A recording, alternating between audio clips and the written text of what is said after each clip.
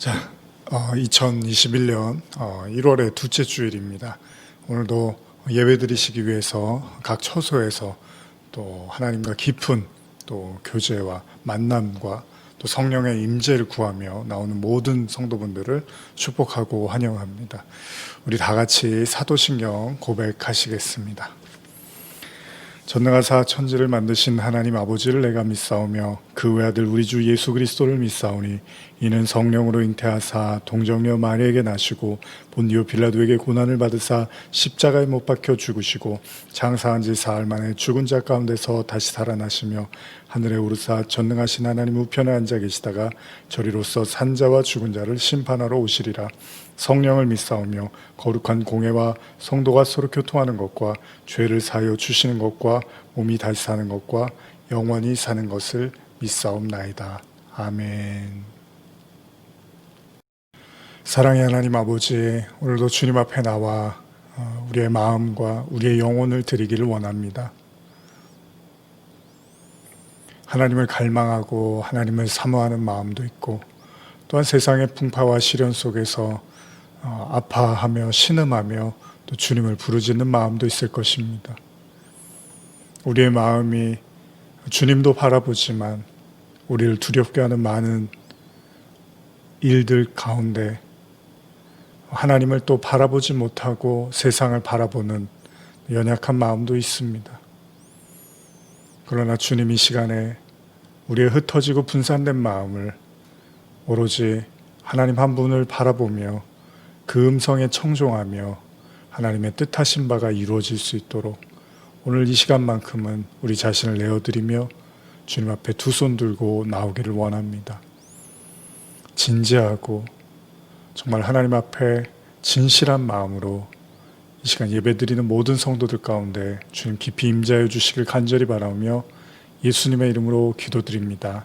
아멘. 우리 이 시간에 함께 찬양하며 나아가겠습니다.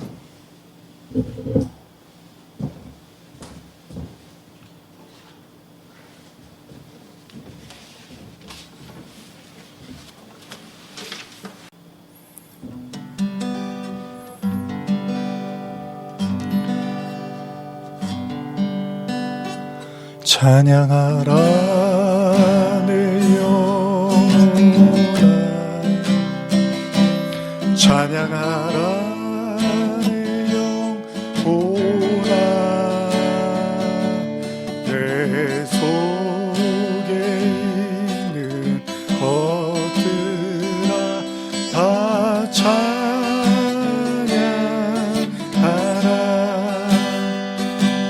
감사라 내 영혼아,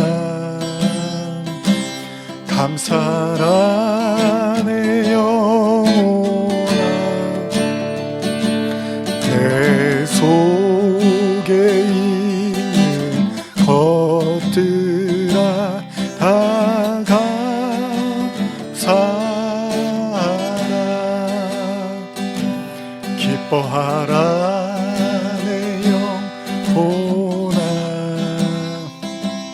기뻐하라 내 영혼아, 내 속에 있는 것들아 다 기뻐하라. 송축하라 내 영혼아,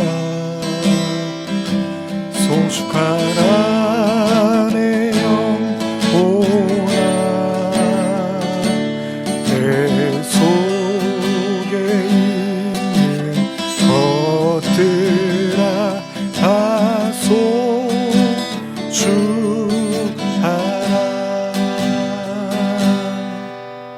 내 영혼의 극히 깊은 데서 맑은 가락이 울려나네.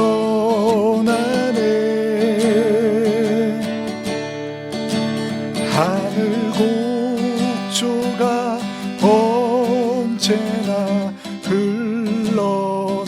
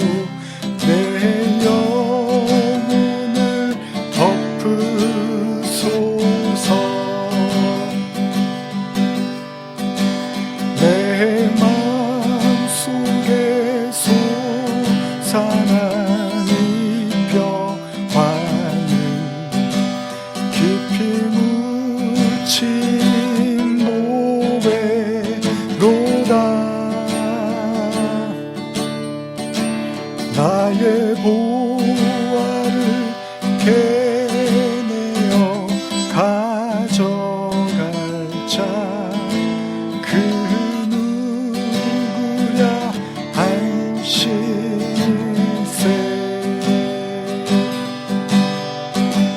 이 땅 위에 험한 길 가는 동안 참된 평화가 어디 있나. 우리 모두 다 예수를 친구 삼아 참 평화를 누리겠네.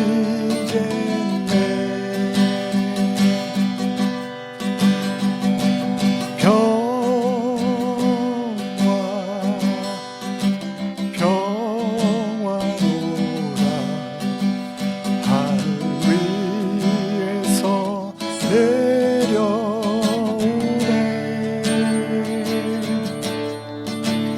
그 사랑의 물결이 영원토록 내 영혼을 덮으소서.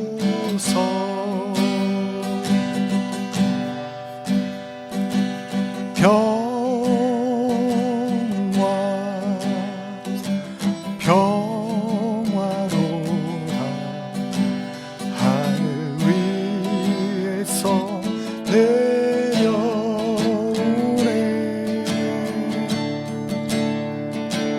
그 사랑의 물결이 영원토록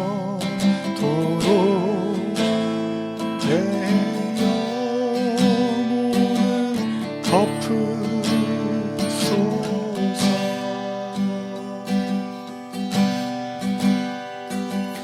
아버지 사랑 내가 노래해.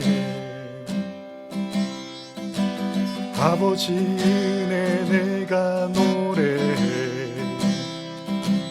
그 사랑 변함없으신 거짓 없으신 성실하신 그 사랑. 사랑 갈 때 꺾지 않으신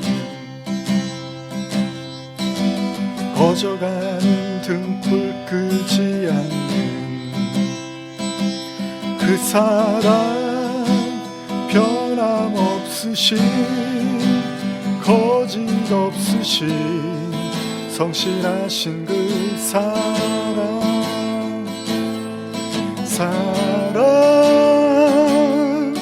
그 사랑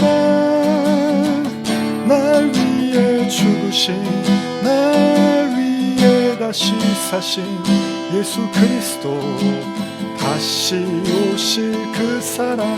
죽음도 생명도 천사도 하늘의 어떤 권세도 끊을 수 없는 영원한 그 사랑 예수. 아버지 사랑 내가 노래해. 아버지 은혜 내가 노래해. 그 사랑 변함없으신 거짓 없으신 성실하신 그 사랑.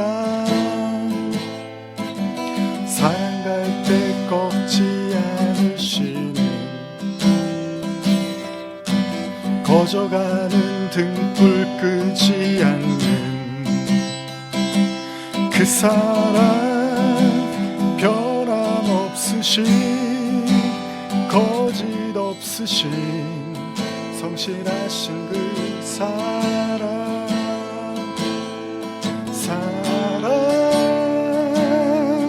그 사랑 날 위해 죽으신 날 위해 다시 사신 예수 그리스도. 다시 오실 그 사랑. 죽음도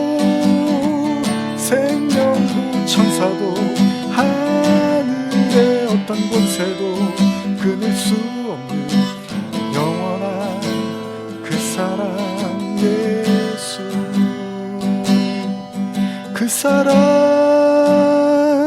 날 위해 죽으신, 날 위해 다시 사신 예수 그리스도, 다시 오실 그 사랑, 죽음도 생명도 천사도 하늘의 어떤 권세도 끊을 수 없는 영원한 그 사랑 예수.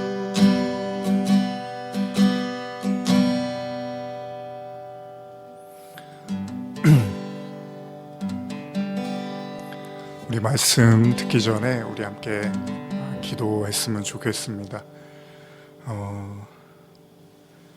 하나님의 사랑에 대한 깊은 갈망, 또 환난 속에서 하나님의 도우심을 구하는, 그래서 우리의 믿음이 나약해지지 않고 더욱더 견고해지기를 원하는 또 성도로서의 마땅한 그 마음, 어떤 풍파에도 좌로나 우로나 치우치고 싶지 않은 오직 말씀과 주님만 붙잡고 똑바로 걸어가고 싶은 그런 마음. 우리의 힘으로 할 수 없지만 하나님의 은혜를 구하며 나갑니다. 하나님의 사랑이 필요합니다. 우리 함께 기도하시겠습니다.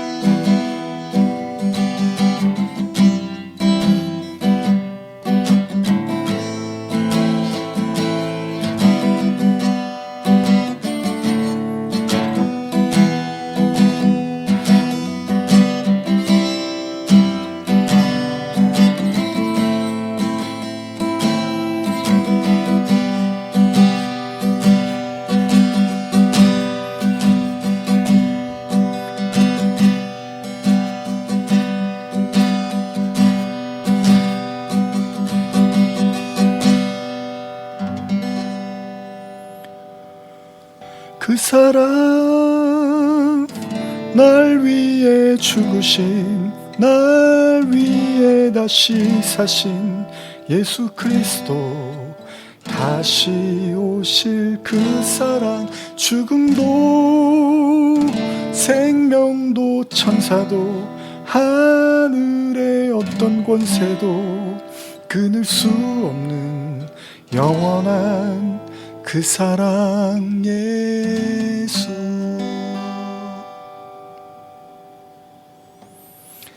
사랑의 하나님 아버지,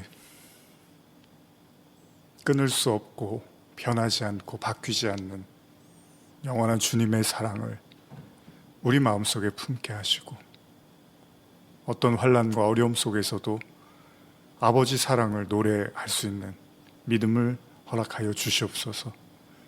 곳곳마다 탄성과 신음과 아파하는 정말 많은 울부짖음이 있는 이 시간을 보내고 있습니다. 하나님의 끊을 수 없는 사랑으로 오히려 더 깊은 하나님의 은혜를 발견하게 하시고, 오히려 더 깊은 하나님의 사랑을 느끼는 시간 되게 하여 주시옵소서. 어린 자녀가 부모의 곁을 떠났을 때 오히려 그 부모의 따뜻함과 소중함을 느끼듯이, 오늘 우리도 이 어렵고 험난한 시간을 통하여 오히려 하나님의 더 뜨거운 사랑을 경험하게 하여 주시옵소서. 이 말씀을 듣습니다. 모든 성도들의 귀를 열어주시고 눈을 열어주셔서, 마음의 문을 열어주셔서 아브라함의 그 믿음이 우리 안에 거할 수 있도록 축복하여 주시옵소서. 감사드리며 예수님의 이름으로 기도드립니다. 아멘. 우리 함께 말씀 나누시겠습니다. 우리 창세기 말씀, 창세기 12장 좀 펴시고요. 저는 준비하겠습니다.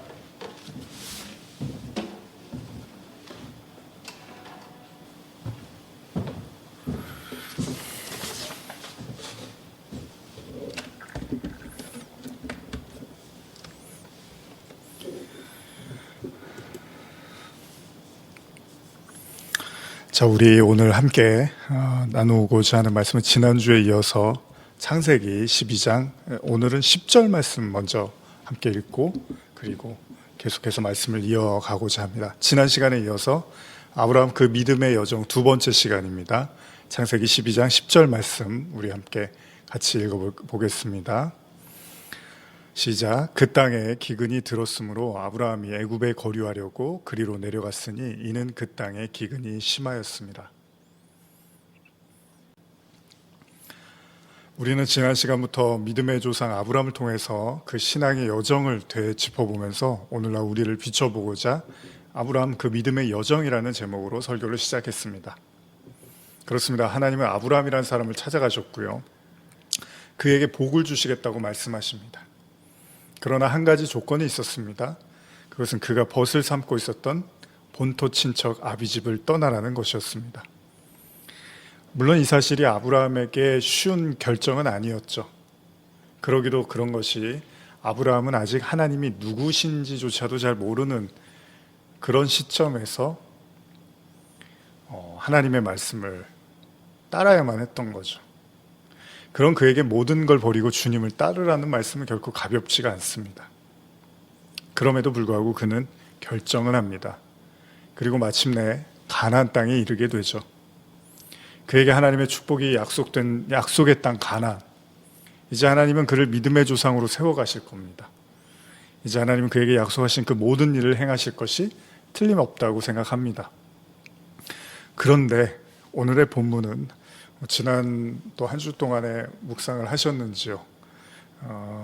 앞으로 또 우리가 이제 어떤 본문을 하는지 잘 아시니까 이제 설교가 끝나고 그 다음 주가 됐을 때 미리 이렇게 또 그 장을 이번에 이제 12장이었는데요.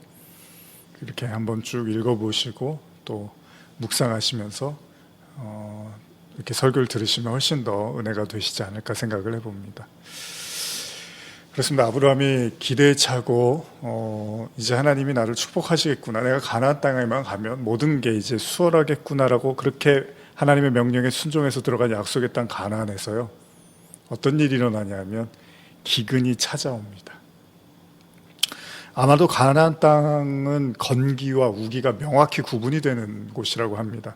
그러다 보니까 비가 올 때는 오고 안 올 때는 안 오는데 기근이 왔다는 것은 비가 이제 오지 않아서 그 결과로 풍성한 수확물을 얻을 수 없었던 것 같습니다.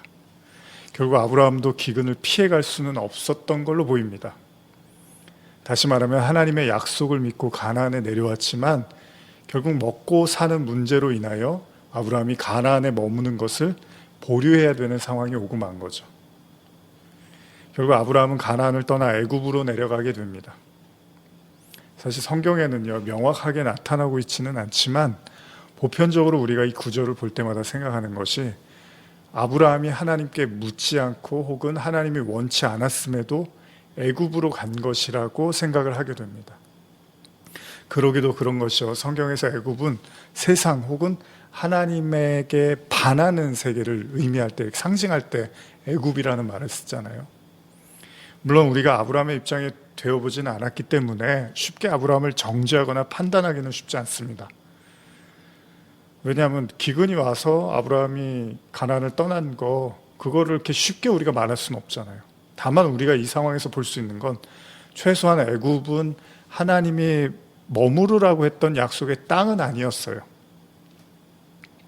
그리고 이어지는 사건을 보면 더더욱 아브라함의 그 애굽으로 향한 행동이 바람직하지 않았음을 이제 엿볼 수가 있는데요. 창세기 12장 11절에서 13절인데요. 한번 같이 읽어볼까요? 그가 애굽에 가까이 이르렀을 때 그의 아내 사라에게 말하되 내가 알기에 그대는 아리따운 여인이라. 애굽 사람이 그대를 볼 때에 이르기를 이는 그의 아내라 하여 나는 죽이고 그대는 살리리니 원하건대 그대는 나의 누이라 하라. 그러면 내가 그대로 말미암아 안전하고 내 목숨이 그대로 말미암아 보존되리라 하니라. 아브라함이 애굽으로 향하던 가운데 그에게 한 가지 생각이 스쳐 지나갑니다. 그건 뭐냐면 아브라함 마음속에도 두려움이 찾아왔어요. 지금 읽으신 것처럼 자신의 아내 사레가 너무나 아리따운 여자여서 분명히 많은 사람들이 자신의 아내를 보면서 흠모할 건데, 만일 내가 그 남편이라는 말을 하게 되면 나를 가만히 놔두지 않겠구나라는 이제 이런 걱정이 생겼어요. 분명히 자신을 해치고 자신의 아내를 차지하려고 하는 그런 사람들이 많을 거라고 생각을 하고 아브라함은 사라에게 요청을 합니다. 뭐라고요? 나를 남편이라고 하지 말고 그냥 우리가 남매인 것처럼, 가족인 것처럼 해달라, 이렇게 말을 해달라고 합니다. 사실 이런 아브라함의 생각이 후에 얼마나 큰 파장을 일으켰는지 우리는 잘 알고 있습니다. 물론 한편으로는 아브라함이 이런 생각을 할 수밖에 없었던 당시의 험악한 사회의 한 면을 볼 수 있는 대목이기도 합니다. 아브라함이 괜히 이런 생각을 하지는 않았을 거예요. 분명히 당시의 사회에서 아브라함이 비일비재하게 목격하거나 들었던 그런 것들이 있기 때문에 이런 말을 했는지도 모릅니다. 그러나 결국 아브라함의 이런 생각은요, 자신의 아내 사레를 상당히 위험에 빠뜨리는 그런 결과를 초래하게 되죠. 창세기 12장 14절에서 15절인데요. 함께 읽어볼까요? 아브라함이 애굽에 이르렀을 때에 애굽 사람들이 그 여인이 심히 아리따움을 보았고 바로의 고관들도 그를 보고 바로 앞에서 칭찬함으로 그 여인을 바로의 궁으로 이끌어 들인지라. 놀랍게도 사레의 빼어난 미모는 애굽 왕 바로의 귀에까지 들어가게 되고요. 결국 사레는 바로 앞에 서게 됩니다. 아브라함은 더더욱 자신의 모습이 위태로울 거라고 생각을 하고 바로에게도 진실을 말하지 않습니다. 아브라함이 자신의 목숨을 건지는 것에는 성공했는지 모르겠지만 사실 사레한테는 이제 아내한테는 커다란 아픔이 되었겠죠. 계속 본문을 읽어보겠습니다. 창세기 12장 16절입니다. 이에 바로가 그로 말미암아 아브라함을 후대함으로 아브라함이 양과 소와 노비와 암수와 나귀와 낙타를 얻었더라. 아브라함은 아내 사레를 바로에게 내어주는 대가로 양과 소와 노비와 암수와 낙타를 얻습니다. 어떤 의미에서 약속의 땅 가나안을 떠나 애굽까지 내려왔던 가장 큰 이유가 뭐였죠? 기근이었잖아요. 그러니까 이렇게 물질을 얻었다는 것은 이제 기근에서 해방이 된 거예요. 그러나 그는 자신의 아내를 잃게 됩니다. 그것도 다른 사람이 아니라 애굽의 왕한테 말이죠. 사실 이후에 우리가 알겠지만 아내 사라는 어떻죠? 반드시 아브라함에게 필요한, 없어서는 안 되는 사람입니다. 왜냐하면 하나님께서는 아브라함에게 아내 사라를 통해서 자손을 주시겠다고 말씀을 하셨어요. 물론 부부로서도 당연한 거고요. 또 하나님의 언약의 측면에서도 절대 아내 사라가 없어서는 안 되는, 아브라함에게 너무나 중요한 사람이었습니다. 물론 아브라함이 지금 이 사실을 알고 있지는 않는 것 같습니다. 당장 아브라함에게 중요한 건 목숨이었죠. 만일 바로에게 100% 진실을 말했다면 100% 죽을 거라고 생각을 했던 거예요. 그러나 그가 거짓말로 인해서 재물도 얻고 이제 기근으로부터 해방이 되어 가는 것처럼 보이지만, 그런데 여러분, 본토 친척 아버지의 집까지 떠나서 믿음의 삶을 살기로 결정했던 그의 계획은 망가지게 돼버린 거죠. 더군다나 믿음의 조상이라는 축복의 삶은 고사하고요, 이제는 목적과 방향을 잃어버린, 차라리 그냥 안 떠나는 게 그냥 가나안 땅에 가지 말고 원래 살던 곳에 그냥 머물러서 아내하고 차라리 지내는 게 낫을. 근데 이거는 가나안 땅에 왔는데 기근이 와서 애굽에 갔는데 거기서 그 기근 때문에 아내를 이렇게 어떻게 보면 넘기게 되는 격이 된 거잖아요. 그러니까 이야기가 갑자기 흐지부지해져 버린 거죠. 그저 생존을 위해서 생각하고 행동하다 보니까 삶에서 가장 소중한 것, 바로 아내마저도 잃어버리게 된 어처구니가 없는 상황이 되어버립니다. 만일 아브라함이 바로에게 아내를 내어주고 바로 왕의 하사한 재물들을 가지고 애굽을 빠져나와서 다시 가나안으로 돌아가면 이 이야기가 얼마나 요상한 이야기가 되겠습니까? 물론 하나님도 이를 원치 않으셨습니다.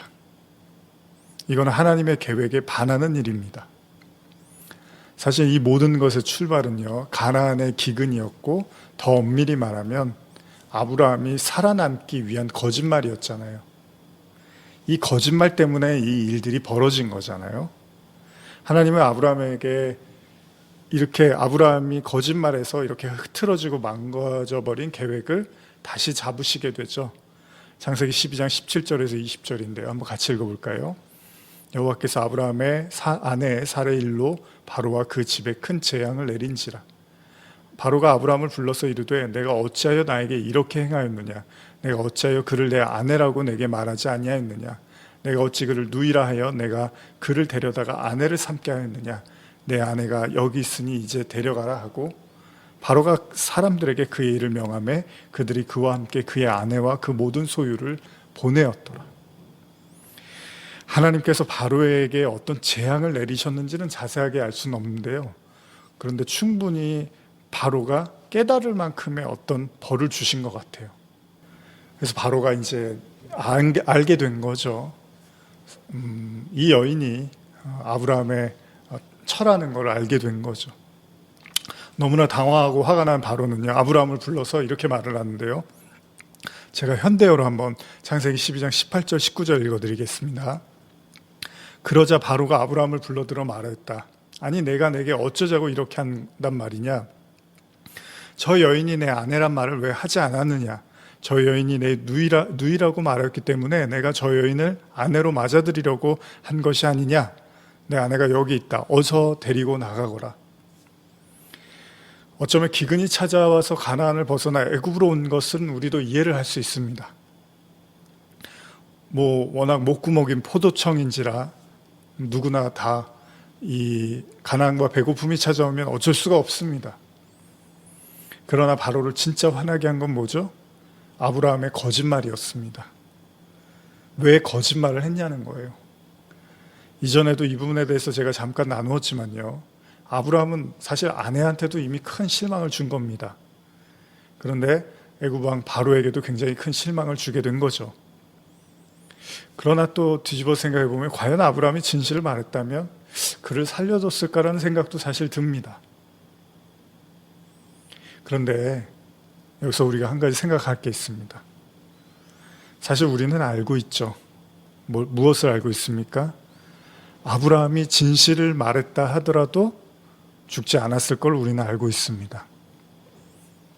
만약에 아브라함이 그렇게 쉽게 죽고 사라질 인물이라면 지난주에 나누었던 아브라함의 이야기에 처음에 등장하는 그 모든 하나님의 축복에 대한 이야기는 그야말로 다 물거품이 되는 거죠. 여러분, 영화에서 주인공이 거의 죽지 않잖아요. 그냥 갑자기 없어져 버리면 내용이 이제 흐지부지해져 버리는 거잖아요. 하나님은 아브라함을 부르셨습니다. 그리고 아브라함에게 본토 친척 아비집을 떠나라고 하셨고 그를 축복하겠다고 말씀하셨어요.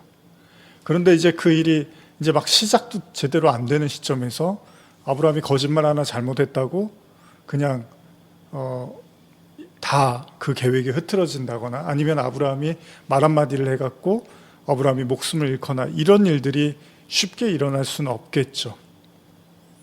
분명 하나님이 살아계시다면 그를 그렇게 쉽게 죽도록 내버려 두시지 않았을 거라는 거죠. 그럼에도 바로의 말은 곧 하나님의 말씀처럼 들립니다. 아브라함을 향해서 쏘아붙이잖아요. 왜 거짓말을 했냐고, 왜 진실을 말하지 않았냐고 말입니다. 오늘 우리가 나누는 이 이야기에서 아브라함의 믿음의 여정, 이제 지난주부터 이렇게 해서 막 시작을 했는데 시작하자마자 바로 등장하는 이야기가 기근에 대한 이야기예요. 근데 여러분, 얼마 전에 나누었던 그 마라의 쓴물 기억나시죠? 거기서도 이스라엘 백성들이 이제 애굽에서 노예 생활을 벗어나서 이제 우리는 자유다라고 홍해를 막 가르고 나오는데 제일 먼저 맞닥뜨린 게 뭐냐 하면 물이 없어서 사할 길을 막 헤매는 이야기가 등장을 합니다. 그리고 나서 결국 찾았던 물이 마라라는 곳인데 그 물도 써서 못 마셔서 결국 하나님께 원망을 했죠. 근데 지금 아브라함 이야기도 그래요.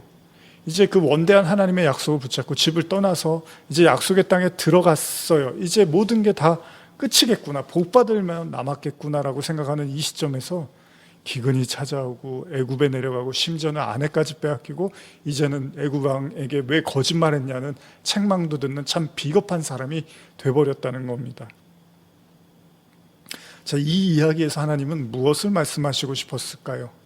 또한 아브라함에게, 우리에게. 결국 훗날 이런 아브라함의 이런 류의 생각은요, 나중에 여러분들이 아시겠지만 또 또 하나님의 언약을 신뢰하지 못하고 아내 그 사라와의 합의 끝에 여종과의 관계를 통해서 이스마엘을 낳는 또 커다란 실수를 하게 됩니다. 그러니까 지금도 사실 아브라함이 생명을 부지하기 위해서 이제 거짓말을 하잖아요. 사실 이건 이제 하나님에 대한 언약을 믿지 못하는 측면도 있다는 거예요. 성경은 마찬가지로 나중에 또 하나님의 언약을 믿지 못하고 그 아내와의 그 동침을 통해서 아이를 낳은 것이 아니라 여종과의 관계를 통해서 아이를 낳으면서 또 커다란 실수를 하게 되는 이런 이야기들이 이제 사실은 종종 등장을 하는 거잖아요. 하나님에 대한 약속, 그 약속에 대한 신뢰를 잃어버릴 때 아브라함은 쓰디쓴 잔을 맛보게 되죠. 애굽 왕 바로에게 왜 거짓말했냐고 이런 핀잔을 듣고 있습니다. 아브라함이. 그리고 그런 아브라함을 보면서 우리는 한 가지를 생각해야 합니다. 하나님은 믿음의 여정을 시작하는 그에게 분명히 말씀하십니다. 세상 사람들이 생각하는 보편적인 사고방식을 당연하게 여기지 말라는 겁니다. 그러니까 남들도 다 이렇게 하니까 나도 목숨 부지하려면 어쩔 수가 없어. 그건 하나님이 믿음의 조상에게 원하는 삶이 아니라는 것입니다. 성경은 믿음에 대해서 이렇게 말을 하는데요. 로마서 14장 22절 23절 보시면요. 내게 있는 믿음을 하나님 앞에서 스스로 가지고 있으라. 자기가 옳다 하는 자는 옳다 하는 바로 자기를 정죄하지 아니하는 자는 복이 있도다. 의심하고 먹는 자는 정죄되었나니 이는 믿음을 따라 하지 아니하였기 때문이라. 믿음을 따라 하지 아니하는 것은 다 죄니라. 이런 본문이 있는데요. 현대로 한번 더 읽어드릴게요. 여러분의 하는 일이 하나님께서 보시기에 잘못된 것이 없다고 판단되더라도 그것은 마음속에만 간직해 두십시오. 여러분의 믿음을 다른 사람 앞에서 자랑해 보이지 마십시오. 다른 사람에게 상처를 줄지도 모르니까 말입니다. 자기가 옳다고 생각하는 일을 밀고 나가면서도 아무에게도 해를 주지 않는 사람은 행복한 사람입니다. 그러나 자기가 하는 일이 다소라도 남에게 해가 되거든 그 일을 하지 마십시오. 이미 그 일이 나쁠 줄 알면서도 계속하는 것은 죄를 저지르는 일이기 때문입니다. 믿음에서 벗어난 일이라고 느끼면서 하는 일은 무엇이나 죄가 됩니다. 조금 현대어는 이제 의역을 한 것처럼 보이는데요. 어쨌든 간에 이 본문을 보면 믿음을 따라 하지 않는 것, 그것은 다 죄라고 말하고 있습니다. 그렇습니다. 세상을 살아가기 위해서 찾아오는 기근은 필수일지도 모릅니다. 어려움이 없는 삶이 어디 있습니까? 잘 나갈 때가 있으면 못 나갈 때가 있습니다. 건강할 때가 있으면 아파서 힘들 때가 있고요. 부유할 때가 있으면 분명 가난하고 모자랄 때가 있죠. 인간관계 역시도 그렇잖아요. 매우 뜨거울 때가 있지만, 그리고 좋을 때가 있지만 또한 아주 차갑고 서운해질 때도 있는 법입니다. 그렇게 우리의 삶의 여러 형태로 기근이 찾아올 때 하나님은 우리가 약속의 땅에 계속 머무르기를 원한다는 거예요. 만일 아브라함이 믿음을 가지고 가나안 땅에 머물렀다면 그가 기근으로 인해서 굶어 죽었을까요? 분명 우리는 그것 역시도 아닐 거라고 잘 알고 있죠. 왜냐하면 아까도 말씀드렸지만 하나님은 아브라함을 믿음의 조상으로 만드시기 전까지는 절대로 그를 해하지 않으실 거기 때문입니다. 사실 이것은요, 오늘날 우리에게도 유효합니다. 우리에게 아무리 많은 기근과 어려움이 찾아와도요, 우리가 너무 낙심하지 않을 것은 하나님이 우리에게 계획하신 그 뜻을 이루기 전까지는 우리를 늘 지키시고 보호하실 것이기 때문입니다. 그것이 하나님이 바로에게 빼앗긴 사라를 다시 아브라함에게 돌려보낸 이유죠. 이 세상 그 어느 누구도요, 하나님의 계획을 망가뜨리거나 어그러뜨릴 수 있는 존재는 없습니다. 여러분, 구부러진 걸 다시 필 수 없다, 다시 똑바로 피기 어렵다라는 말이 있지만 하나님은 아닙니다. 하나님은 얼마든지 새 일을 행하시는 분입니다. 그리고 분명히 이것이 믿음의 여정을 걸어가는 우리에게 소망이 되고 위안이 되는 것이 사실입니다. 그리고 또 한 가지는요, 하나님은 아브라함에게 그러하신 것처럼 우리도 믿음으로 살아가기를 원한다는 거예요. 여러분, 기근을 찾아와서 애굽을 향하는 아브라함, 아마 당시 많은 사람들이 그렇겠죠. 그런데 여러분, 애굽의 영적인 의미가 세상이라면 이건 오늘날 기근과 어려움이 찾아오면 하나님의 백성이 붙잡아야 할 언약과 말씀이 아닌 세상의 방식으로 일을 풀어가려는 우리들 향한 메시지이기도 하다는 겁니다. 최소한 아내를 누이라고 속이는, 그리고 그렇게 말해달라고 요청하는 아브라함의 마음속에는 하나님에 대한 믿음은 없어 보입니다. 그렇습니다. 아브라함은 믿음이 없었습니다. 축복을 받기 위해서 자신의 거처를 옮기는 과감한 결단과 행동을 보여주긴 했지만요, 정작 목숨이 위태로워오자 거기서는 하나님을 믿지는 못했습니다. 그러나 누가 아브라함을 정죄하겠습니까? 결코 쉬운 이야기가 아니라는 거죠. 그 누구도 아브라함과 같은 상황이 오면 주저하고 또 주저할 겁니다. 그럼에도 불구하고 하나님 말씀하십니다. 아브라함이 애굽 왕 바로 앞에서 당당하게 진실을 말하기를 원하신다는 겁니다. 그건 무엇을 의미합니까? 우리도 세상 앞에서 당당하기를 원하십니다. 작은 불씨가 모든 것을 태울 수 있을 만큼의 강력한 힘을 갖고 있죠. 여러분과 저의 내면의 불신의 씨앗은요, 언제든지 여러분들이 열심히 쌓아놓은 믿음을 하루아침에 초토화시킬 수 있는 강력한 힘을 가지고 있습니다. 그래서 하나님께서 우리에게 끝없이 누룩을 주의하라고 말씀하시는 거죠. 바리새인들과 헤롯의 누룩을 주의하라고 말씀을 하시죠. 누룩이 좋은 의미로도 쓰이지만 나쁜 의미로도 쓰이거든요. 여러 가지 의미로도 볼 수 있지만 아주 작은 그 누룩이 어마어마한 거품을 일으키고 결국은 그 거대한 무언가를 사로잡을 만큼의 막강한 힘을 발휘한다는 겁니다. 그렇게 작은 불씨 하나가 모든 걸 다 태우듯이 말입니다. 여러분, 지금 아브라함의 모습은요, 어떻게 보면 남들이 다 그렇게 생각하고 남들이 그렇게 다 행동하는 거, 나도 목숨 부지게 하기 위해서 아내한테 좀 이런 요청하는 게 그렇게 나쁜 일인가라고 생각할 수도 있었을 거예요. 그러나 일이 커지고 결국 애굽 왕 앞에 서게 되고 그 앞에서도 거짓을 끝없이 계속해서 진실인 것처럼 이야기하고 나중에는 모든 것이 탄로가 나 버렸습니다. 그래도 감사한 건 하나님께서 다시 계획을 원상복귀시켜 주시고 다시 그들이 믿음의 출발을 할 수 있도록 하나님께서 오히려 그들에게 은혜를 베푸셨다는 거죠. 아브라함은 이 기근을 통해서 애굽에서 한 가지를 톡톡히 배우게 됩니다. 이건 저와 여러분들에게도 마찬가지일 거라고 생각합니다. 아까도 말씀드린 것처럼 아브라함이 가나안을 향하여 자기가 살던 본토 친척 아비집을 떠나서 가나안을 향한 그런 믿음은 참 훌륭하고 아름답지만 하나님은 거기에서 머무르지 않습니다. 아브라함에게 한 가지를 더 가르쳐 줍니다. 이제 자신의 생명도 하나님께 달려 있다는 것을, 자신의 죽고 사는 모든 일이 하나님의 손안에 있다는 것을 이제 아브라함은 배워야 하는 것입니다.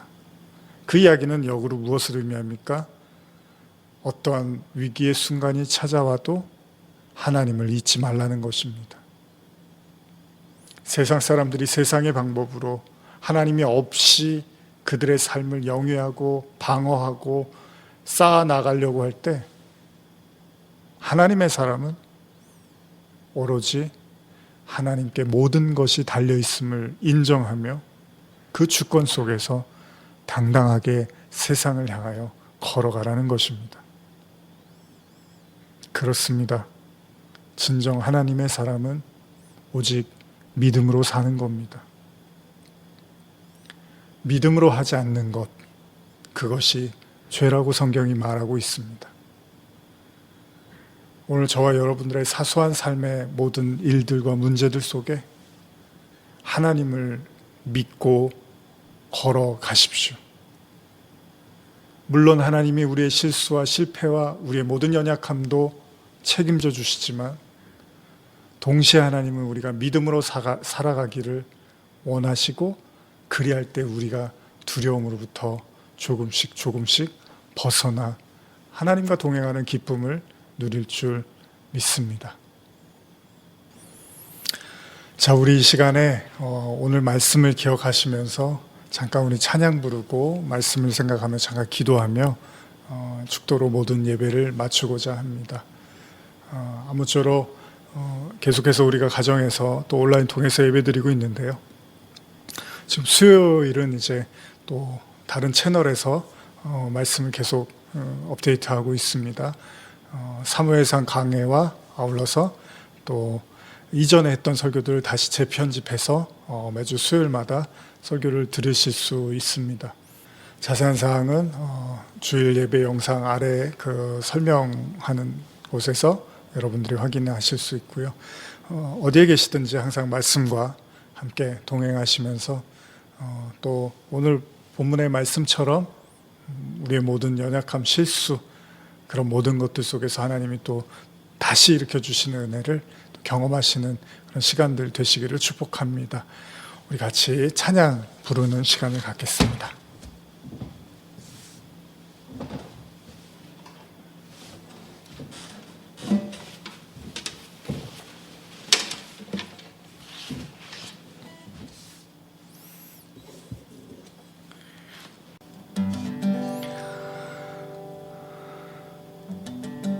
자, 이 시간에 우리 내 영혼의 은총 입어 함께 찬양하고자 하는데요.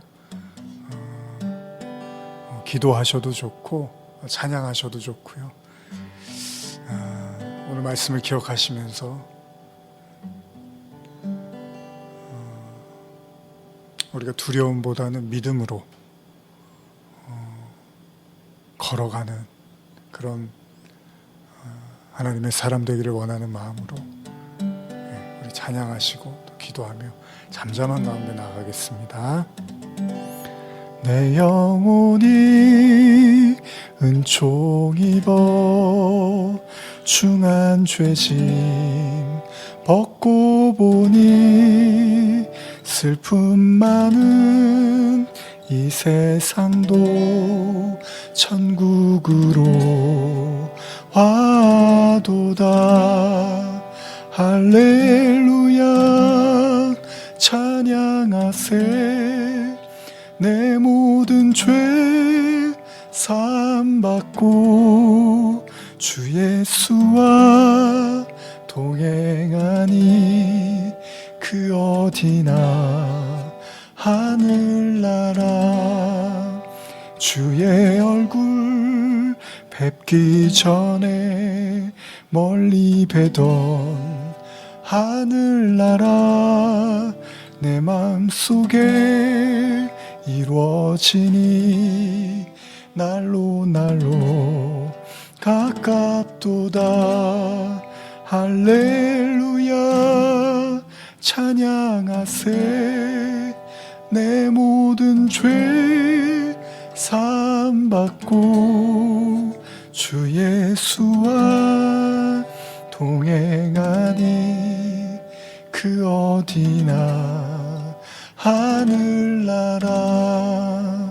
높은 산이 거친 들이 조막이나 궁궐이나 내 주 예수 모신 곳이 그 어디나 하늘나라.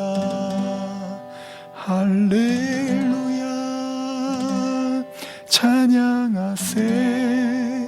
내 모든 죄 사함받고 주 예수와 동행하니 그 어디나 하늘나라.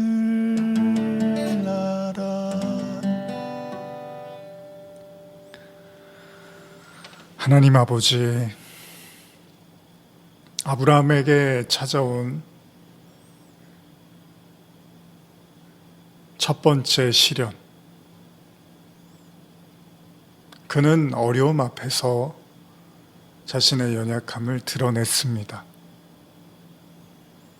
사랑하는 아내조차도 내어줄 수밖에 없는, 어쩌면 참혹하고도 비참함 가운데 있었는지도 모릅니다. 하나님이 도와주시지 않았으면 이 이야기가 얼마나 허무하게 끝났는지 모르겠습니다. 오늘 우리에게도 기근이 찾아오고 있습니다. 오늘 많은 기근으로 곳곳마다 탄식 소리가 울려 나옵니다.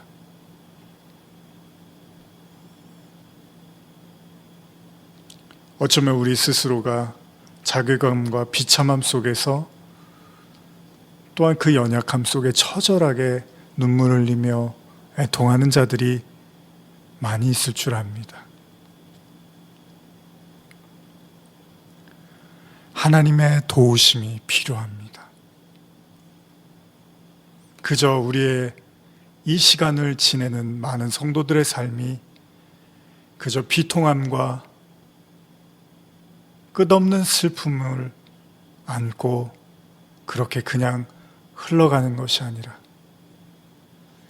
하나님의 은혜로 다시 모든 것이 회복되어지고 다시 가나안을 향하여 걸어갈 수 있도록 주님, 이 말씀을 듣는 모든 성도들을 도와주시옵소서. 지금은 우리 주 예수 그리스도의 은혜와 하나님 아버지의 사랑과 성령의 교통하심이, 높은 산이, 거친 들이, 초막이나 궁궐이나 내 주 예수 모신 곳이 그 어디나 하늘나라, 기근이 찾아오고 어려움이 온다 하더라도 오직 그리스도가 주시는 믿음으로 당당하게 부유한 자로, 당당한 자로, 지혜로운 자로, 사랑으로 넘치는 자로 살아가기를 간절히 사모하며 고개 숙인 모든 성도들 머리 위에 지금부터 영원히 함께 있을지어다. 아멘.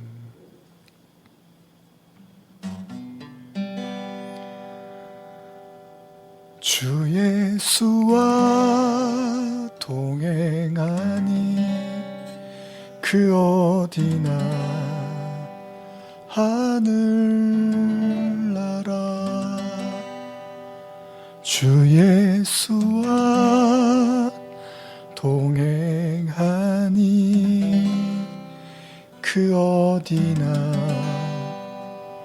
하늘나라.